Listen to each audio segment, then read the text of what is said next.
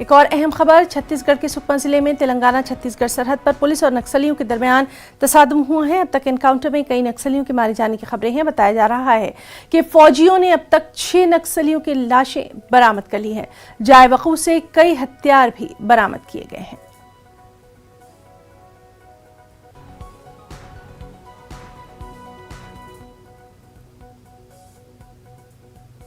मुल्क में कोरोना के नए वेरिएंट ओमिक्रॉन से इन्फेक्शन के केसेस लगातार बढ़ते जा रहे हैं। मुल्क में ओमिक्रॉन से मुतासर अफराद की तादाद 578 तक जा पहुंची है। दिल्ली में सबसे ज्यादा ओमिक्रॉन के 142 मामले सामने आए हैं। केरल में ओमिक्रॉन के 19 नए मामले रिपोर्ट हुए, जिसमें रियासत में केसेस की तादाद 57 हो गई। इनमें से 11 एर्नाकुलम, 6 तिरुवनंतपुरम और एक केस थ्रिसवर और कन्नूर में दर्ज किया गया। जबकि इतवार को महाराष्ट्र में ओमिक्रॉन के 31 नए मामले देखे गए।